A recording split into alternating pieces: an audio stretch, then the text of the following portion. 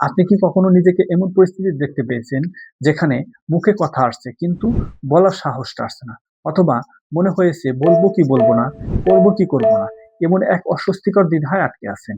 এমন মুহূর্ত আমাদের সবার জীবনে আসে। যেখানে কাউকে জিজ্ঞাসা করতে সংকোচ লাগে, নিজের মতামত দিতে ভয় লাগে, আবার চেষ্টা করতে মন চায় কিন্তু দোটানায় থেমে যাই।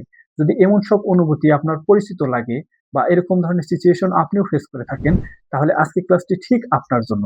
আজ আমরা শিখব কিভাবে এই ধরনের দ্বিধা, সংকোচ বা হেজিটেশন খুব সুন্দর, সহজ এবং ন্যাচারাল ভাবে ইংরেজিতে প্রকাশ করা যায়। আপনি যদি আজকে ভিডিওটা সম্পূর্ণ দেখেন, তাহলে আপনি আর কখনো এই পরিস্থিতিতে থেমে যাবেন না। So let's go to the white board and learn it step by step.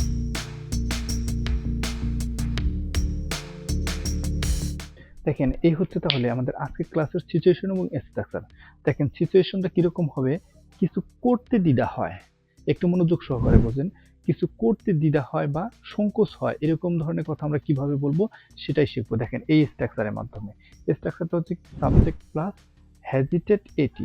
এখানে একটু বোঝার বিষয় আছে, সেটা হলো কি এটি অর্থ কি আমরা কিন্তু সবাই জানি, কারণ আমরা কিন্তু এটি নিয়ে আমাদের বিগত প্রত্যেকটি ক্লাসে আলোচনা করে আসছি।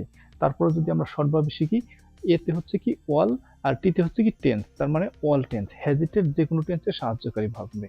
তারপরে plus two plus PB first. PB first অর্থ হচ্ছে কি প্রিন্সিপাল ভার্বের বেস ফর্ম।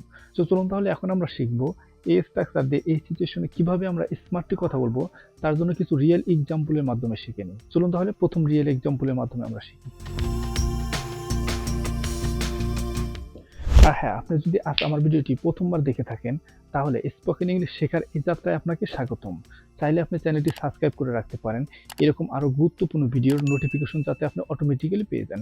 আর যদি আপনি অলরেডি সাবস্ক্রাইব করে থাকেন, তাহলে আপনাকে অসংখ্য ধন্যবাদ। চলুন প্রথম রিয়েল এক্সাম্পলটা আমরা একটু ভালোভাবে বোঝা নিই। দেখেন, I hesitate to speak in public, মানে পাবলিকের সামনে কথা বলতে আমার দ্বিধা হয়। দেখেন, পাবলিকের সামনে মানে জনসম্মুখে আমার কথা বলতে দ্বিধা হয় বা সংকোচ হয়, কোনো কিছু করতে সংকোচ হয় বা কোনো কিছু করতে দ্বিধা হয়, এরকম ধরনের কথা কিভাবে বলবেন, আই থিঙ্ক আপনারা কিন্তু বুঝতেছেন এই রিয়েল এক্সাম্পলের মাধ্যমে। চলুন আমরা আরো একটি রিয়েল এক্সাম্পলের মাধ্যমে বুঝে নিই। দেখেন তারপরে রিয়েল এক্সাম্পলটা কি, একটু মনোযোগ সহকারে বোঝেন। They will hesitate to trust him again, তারা ওকে আবার বিশ্বাস করতে দ্বিধা করবে। দেখেন, কেউ যদি কাউকে ঠকিয়ে থাকে, সে কিন্তু তখন তাকে আর বিশ্বাস করতে চাইবে না, এরকম ধরনের সিচুয়েশনে কিন্তু এই স্ট্রাকচারটা ইউজ হবে। যদি আমরা মিনিংটা আরেকটু এর সাথে মিলিয়ে নিই, দেখেন তারা ওকে আবার বিশ্বাস করতে দ্বিধা করবে। আই থিঙ্ক আপনারা কিন্তু এখন বুঝতেছেন যে কিভাবে সেন্টেন্স গঠন হয়। চলুন আমরা আরো একটি রিয়েল এক্সাম্পলের মাধ্যমে বুঝে নিই। দেখেন তারপরে রিয়েল এক্সাম্পলটা কি, একটু মনোযোগ সহকারে বোঝেন।